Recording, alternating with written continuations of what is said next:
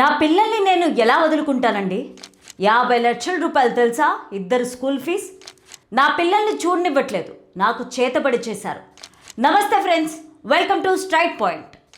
అసలు జయం రవి ఆర్తి మధ్య ఉన్న గొడవలేంటి? నిజంగానే జయం రవికి పర్సనల్గా ఒక బ్యాంక్ అకౌంట్ కూడా లేదా?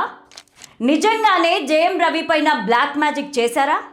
జయం రవికి ఖుష్బుకి ఉన్న గొడవలేంటి? జయం రవి తన గర్ల్ ఫ్రెండ్తో నిజంగానే విడిపోయాడా?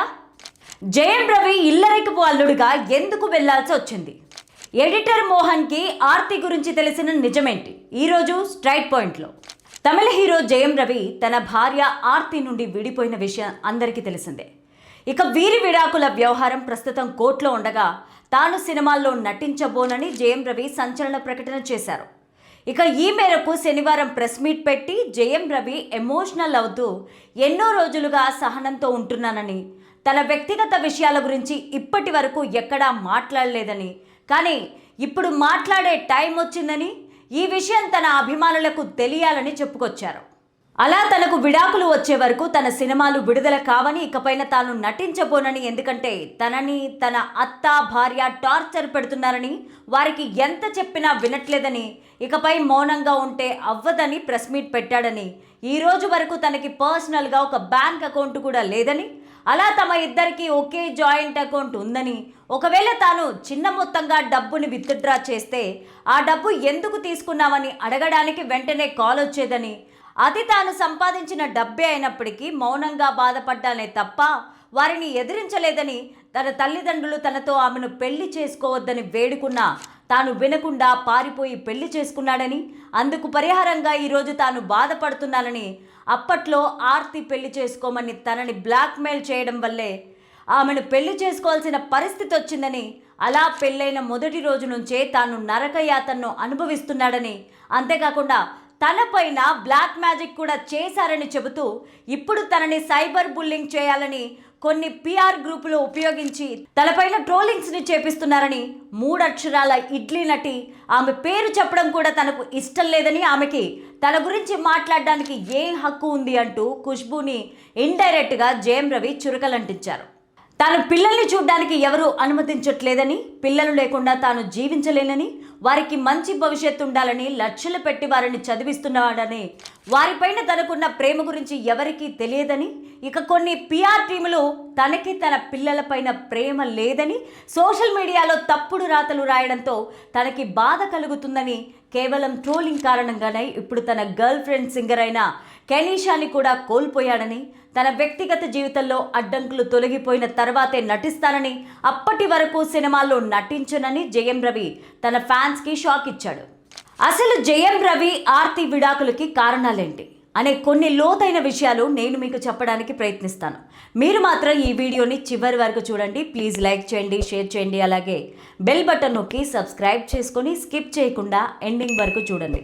ఇక స్టోరీలోకి వెళ్తే, రవి సూర్య మోహన్ అలియాస్ జయం రవి. ఇతను 1980 సెప్టెంబర్ 10న తమిళనాడులోని చెన్నైలో ఒక ముస్లిం ఫ్యామిలీలో జన్మించారు. తండ్రి మొహమ్మద్ జిన్నా అబ్దుల్ ఖాదర్ అలియాస్ ఎడిటర్ మోహన్, తల్లి వరలక్ష్మి. ఇతనికి రోజా అనే అక్క, రాజా అనే అన్నయ్య కూడా ఉన్నాడు. ఇక జయం రవి తండ్రి మోహన్ గారికి 10 ఏళ్ల వయసు ఉన్నప్పుడే తన తల్లిదండ్రుల్ని పోగొట్టుకొని అనాథయ్యాడు. అలా ఆ తర్వాత ఊర్లో ఎవరూ పట్టించుకోకపోవడంతో మదురై నుంచి చెన్నైకి వెళ్ళి పని కోసం ట్రై చేస్తున్నప్పుడు కేఏ తంగవేలు అనే కామెడీ ఆర్టిస్ట్ ఇంటి ముందు ఆకలితో కళ్ళు తిరిగి పడిపోయాడు. ఇక అలా ఇతన్ని కేఏ తంగవేలు చేరదీసి తినడానికి తిండి, వేసుకోవడానికి బట్టలు, ఉండడానికి చిన్న రూమ్తో పాటు తనకి అసిస్టెంట్గా ఒక పనిని కూడా ఇవ్వడం జరిగింది. అంతేకాకుండా అబ్దుల్ ఖాదర్గా ఉన్న ఇతని పేరుని మోహన్గా మార్చడం జరిగింది. ఇక అలా మోహన్ గారు ఒకవైపు అసిస్టెంట్గా పనిచేస్తూ మరోవైపు తంగవేలుకి సంబంధించిన స్టూడియో పనులను కూడా చూసుకుంటూ ఉండేవాడు. అలా నిదానంగా ఎడిటింగ్ వర్క్ని కూడా నేర్చుకొని తంగవేలు సపోర్ట్తో 1960 నుంచి కొన్ని మూవీస్కి అసిస్టెంట్ ఎడిటర్గా పనిచేస్తూ ఉండేవాడు. అలా దానివల్ల అంతా పేరు కానీ డబ్బు కానీ వచ్చేది కాదు. ఇదిలా ఉంటే మదురైకి తరచూ వెళ్ళి వస్తుండగా ఆ సమయంలో వరలక్ష్మి అనే బ్రాహ్మణ అమ్మాయితో మోహన్ ప్రేమలో పడి ఆమెను పెళ్లి చేసుకోవాలనుకున్నాడు. కానీ వీరి పెళ్లికి వరలక్ష్మి కుటుంబ సభ్యులు ఒప్పుకోకపోగా మోహన్ని కొట్టి తిట్టి అవమానించారు. దీంతో వెనకడుగు వేయని మోహన్ వరలక్ష్మితో పారిపోయి ఒక గుడిలో తాళి కట్టి చెన్నైకి తీసుకెళ్లడం జరిగింది. ఇక అలా చేతిలో ఒక్క రూపాయి కూడా లేకపోవడంతో తంగవేలు దగ్గర 50 రూపాయలు అప్పు తీసుకొని 5 రూపాయలతో ఒక చిన్న పూరి గుడిసెని అద్దెకి తీసుకొని అసిస్టెంట్ ఎడిటర్గా పనిచేస్తూ ఫ్యామిలీని గడిపేవాడు. వీరి అన్యోన్య సంసారానికి గుర్తుగా 1973లో రాజా అనే అబ్బాయి, 1975లో రోజా అనే అమ్మాయి, 1980లో రవి అనే మూడో అబ్బాయి జన్మించారు. ఇక అలా 3 పిల్లలు పుట్టేంత వరకు అదే పూరి గుడిసెలో ఉన్న మోహన్ తనలాగే తన పిల్లలు కష్టపడకూడదని 1981 నుంచి సినిమాల్లో మెయిన్ ఎడిటర్గా పనిచేయాలని ట్రై చేయగా అతని ఎడిటింగ్ స్కిల్స్ని చూసి స్టార్ డైరెక్టర్లందరూ ఛాన్స్ ఇవ్వడంతో కొద్ది రోజుల్లోనే మోహన్ బిజీయెస్ట్ ఎడిటర్గా మారారు. అలా ఎన్ని మూవీస్కి ఎడిట్ చేసినా అంతలా డబ్బు రాకపోయేసరికి తెలుగులో హిట్ అయిన కొన్ని మూవీస్ తమిళంలో డబ్బింగ్ రైట్స్ని తీసుకొని అక్కడ రిలీజ్ చేయడం మొదలుపెట్టాడు. అలా కొన్ని మూవీస్లో మంచిగా ప్రాఫిట్ రావడంతో కొన్ని తెలుగు మూవీస్కి కో ప్రొడ్యూసర్గా వ్యవహరించడం జరిగింది. అలా మొదటిగా వినోద్ కుమార్, దాసరి నారాయణరావు గారు నటించిన మామగారు అనే మూవీకి కో ప్రొడ్యూసర్గా పనిచేయగా ఆ మూవీ రిలీజ్ అయి హిట్ అవ్వడంతో అందులో మంచిగా ప్రాఫిట్ వచ్చాయి. అలా ఆ తర్వాత మోహన్కి హీరో సుమన్తో ఉన్న మంచి పరిచయం కారణంగా బావా బామర్ది అనే మూవీకి కో ప్రొడ్యూసర్గా వ్యవహరించాడు. ఇక అదే మూవీలో తన రెండో కొడుకైన జయం రవితో సుమన్ చిన్నప్పటి క్యారెక్టర్ని చేయించడంతో జయం రవి తన సినీ అరంగేట్రం చేశాడు. అలా బావా బామర్ది మూవీ 1993లో రిలీజ్ అయి హిట్ అవ్వడంతో ఆ తర్వాత శుభమస్తు, చిరంజీవితో హిట్లర్, మనసిచ్చి చూడు అనే మూవీస్కి కో ప్రొడ్యూసర్గా వ్యవహరిస్తూ మరోవైపు ఎడిటర్గా కూడా పనిచేసేవాడు.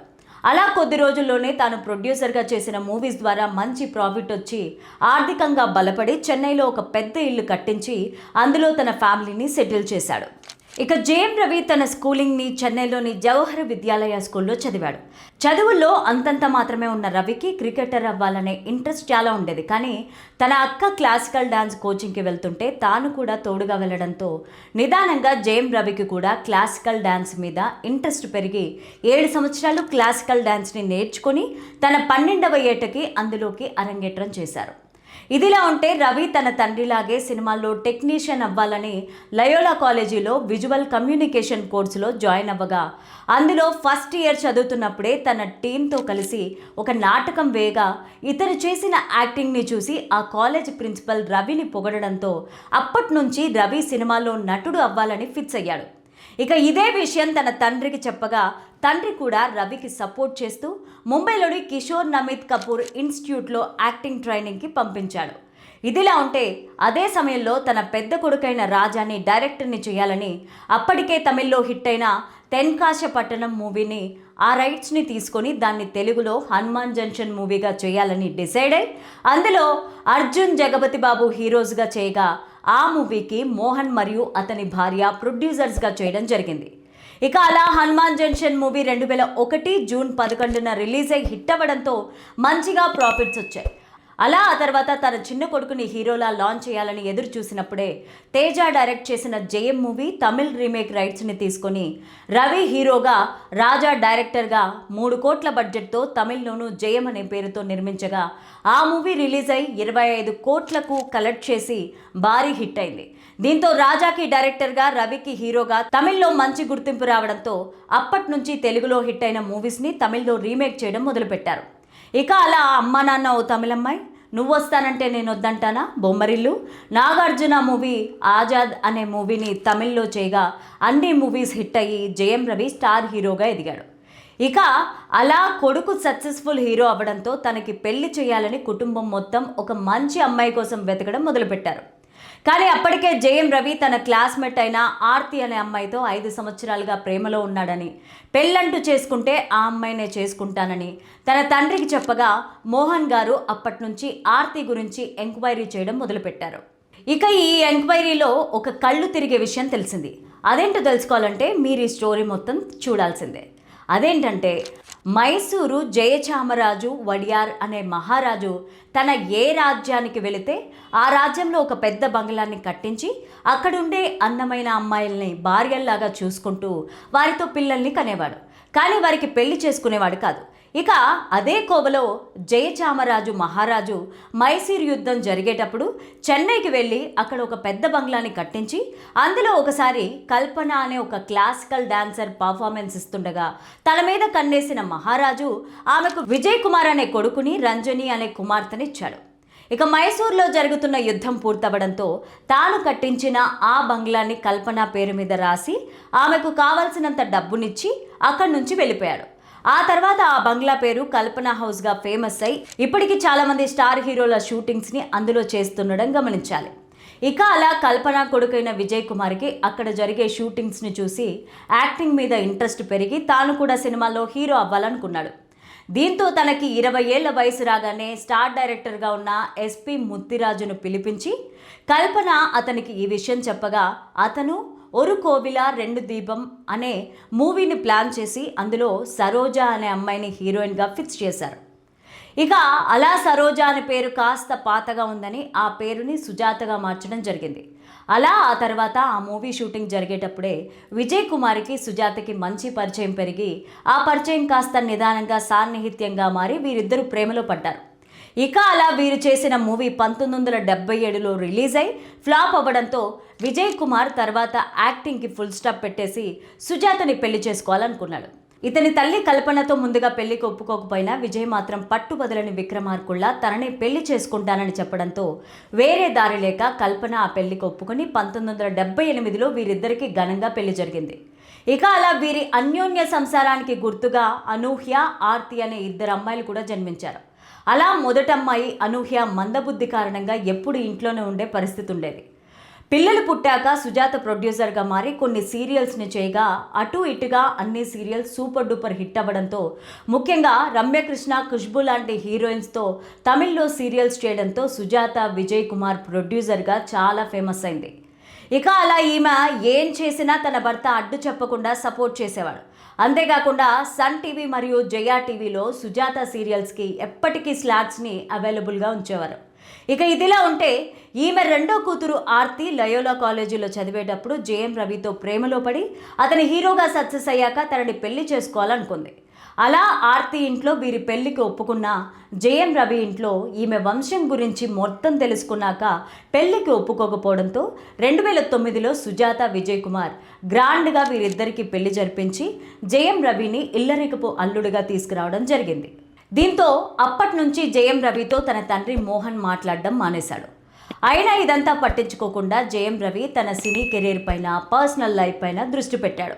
ఇక జేఎం రవి, ఆర్తి అన్యోన్య సంసారానికి గుర్తుగా ఆరవ్ మరియు అయాన్ అనే 2 అబ్బాయిలు కూడా జన్మించారు. ఇక అలా అన్నీ బాగానే సాగుతున్నప్పటికీ ఎప్పుడైతే జేఎం రవి తన అన్నయ్యతో కలిసి తెలుగు సినిమాలని రీమేక్ చేయడం మానేశాడో అప్పటి నుంచి తమిళ్లో తాను చేసిన most of the movies flop అయ్యాయి. అలా ఇండస్ట్రీలో 2010 నుంచి 2015 వరకు సక్సెస్ లేకపోవడంతో జేఎం రవి సినీ గ్రాఫ్ పూర్తిగా పడిపోయింది. ఇక దీంతో వేరే దారి లేక తన అన్నయ్య డైరెక్షన్లో తని ఒరువన్ అనే మూవీని చేయగా ఆ మూవీ రిలీజ్ అయి సూపర్ డూపర్ హిట్ అయింది. ఇక ఇదే మూవీని తెలుగులో ధృవ మూవీగా రీమేక్ చేయడం గమనించాలి. ఇక అలా తని ఒరువన్ మూవీతో వచ్చిన క్రేజ్తో జేఎం రవి అత్తయ్య సుజాత తన అల్లుడితో ఒక మూవీని చేసి హిట్ కొట్టాలని అడంగలూరు అనే మూవీని చేయగా ఆ మూవీ రిలీజ్ అయి ఫ్లాప్ అయింది. దీంతో మళ్ళీ భూమి అనే మూవీని చేయగా ఆ మూవీ రిలీజ్ అయి కూడా ఓకే టాక్ తెచ్చుకోవడంతో ఆ వెంటనే సైరన్ అనే మూవీ చేసి రిలీజ్ చేయడంతో అది డిజాస్టర్గా మారింది. ఇక దీంతో ఎలాగైనా ఆ మూవీలో పోయిన డబ్బుతో పాటు తన అల్లుడు సినీ కెరీర్ని కూడా మళ్ళీ ట్రాక్లోకి తీసుకురావాలని స్టార్ డైరెక్టర్ అయిన పాండ్యరాజ్తో ఒక మూవీ చేయించేందుకు అతనికి అడ్వాన్స్ ఇచ్చి జేఎం రవిని ఆ మూవీ కోసం డేట్స్ అడగ్గా జేఎం రవి అందులో యాక్ట్ చేసేందుకు తన అత్త దగ్గర 30 కోట్లను డిమాండ్ చేయడం జరిగింది. దీంతో సుజాత జేఎం రవిని అవమానిస్తూ 5 సంవత్సరాల్లో ఒక్క హిట్ మూవీ కూడా లేని నీకు 30 కోట్లు ఎలా ఇస్తారని, ఇప్పటికే తమకి జేఎం రవి వల్ల చాలా నష్టం వచ్చిందని, ఆ నష్టాన్ని రికవరీ చేయాలంటే నువ్వు ఈ సినిమా తప్పకుండా చేయాలని డిమాండ్ చేయడంతో ఇదే విషయం పైన వీరిద్దరికీ గొడవలు మొదలయ్యాయి.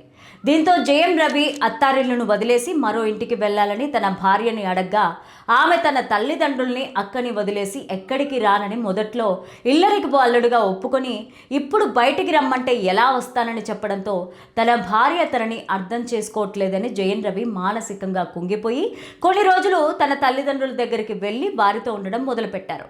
ఇక మధ్యలో పెద్దలంతా పంచాయతీ చేసి వీరిద్దరిని కలిపేందుకు ఎంత ట్రై చేసినా కూడా తన భార్య సపరేట్గా రావడానికి ఒప్పుకోకపోవడంతో వీరిద్దరి మధ్య దూరం పెరుగుతూ వచ్చింది. ఇక అదే సమయంలో జయం రవి భార్య అయిన ఆర్తి హీరో ధనుష్ ఏర్పాటు చేసే ప్రతి ఒక్క పార్టీకి ఫంక్షన్కి వెళ్తూ అతనితో క్లోజ్గా ఉండేది. అలా ఈ విషయాన్ని తెలుసుకున్న జయం రవి ఒకరోజు ఈసీఆర్ రోడ్లో ధనుష్ వెళ్తున్న కార్ని ఆపి తనతో పెద్దగా గొడవ చేయడంతో ఆ విషయం అప్పట్లో మీడియాలో హల్చలైంది. ఇక అలా భార్య మీద ఉన్న కోపంతోనే జయం రవి సింగర్ కెనీషాని ఒక పార్టీలో కలవడం, అలా వీరిద్దరికి పెరిగిన మంచి సాన్నిహిత్యం కారణంగా వారిద్దరూ క్లోజ్గా ఉంటూ ఒకే ఇంట్లో సహజీవనం చేయడం మొదలుపెట్టారు. ఇక ఈ విషయం తెలిసిన ఆర్తి జయం రవికి గొడవలు వచ్చి కొట్టుకునేంత వరకు వెళ్లడంతో ఈ గొడవలతో విసుగు చెందిన ఆర్తి తన సోషల్ మీడియాలో ఆ ఫోటోలను డిలీట్ చేయడంతో వీరి విడాకుల వార్తకి ఆద్యం పోసింది. ఇక ఈ క్రమంలోనే జయం రవి కూడా తమ 15 ఏళ్ల వివాహ బంధానికి విడాకులతో ఫుల్ స్టాప్ పెట్టాలని చెప్పి అందరికీ షాక్ ఇచ్చాడు. అలా కోర్టులో కేసు నడుస్తుంటే మరోవైపు జయం రవి కెనీషాతో క్లోజ్గా ఉంటూ పార్టీస్ ఫంక్షన్లని వెళ్తూ విడాకులు అవ్వగానే పెళ్లి చేసుకోవాలనుకున్నాడు. కానీ తాజాగా కెనీషా సోషల్ మీడియాలో ఒక పోస్ట్ పెడుతూ తాను ఈ బంధంలో ఎంతో ప్రేమ నమ్మకంతో ముందుకెళ్ళిందని, కానీ చివరికి మౌనంగా దూరం అవుతున్నానని చెబుతూ జయం రవితో 3 ఏళ్ల రిలేషన్ని ఫుల్ స్టాప్ పెట్టినట్టు చెప్పుకొచ్చింది. ఇక అలా కెనీషా బ్రేకప్ చెప్పిన మరుసటి రోజే జయం రవి ప్రెస్ మీట్ పెట్టి తన భార్య విడాకులు ఇవ్వకుండా తనని టార్చర్ పెడుతుందని, ఆమె విడాకులు ఇచ్చేంత వరకు తాను మూవీస్లో యాక్ట్ చేయనని, కెనీషా తన నుంచి దూరం అవ్వడానికి తన అత్త భార్యే కారణమని ఎమోషనల్ అవ్వడంతో ఈ న్యూస్ అన్ని చోట్ల హల్చల్ అవుతోంది. ఓర్పుతో ఉన్న మనసు విసిగిపోతే వారు తీసుకునే నిర్ణయాలు చాలా కఠినంగా ఉంటాయి. ఇటు భార్య నుంచి ఎదురవుతున్న బాధ, మరోవైపు ట్రోలింగ్స్ని తట్టుకోలేక ప్రియురాలు దూరం. మరి వద్దన్నా పెళ్లి చేసుకున్నందుకు తల్లిదండ్రులు దూరమై జయం రవి మానసిక పరిస్థితి ఎంత దారుణంగా ఉంటుందో అర్థం చేసుకోవచ్చు. మీరేమంటారు ఫ్రెండ్స్? ఈ టైంలో జయం రవిని కెనీషా వదిలి వెళ్ళడం కరెక్టే అంటారా? ఈ వీడియో మీద మీ అభిప్రాయాన్ని కామెంట్ సెక్షన్లో తప్పకుండా తెలియచేయండి. ఉంటాను మరి. All is well.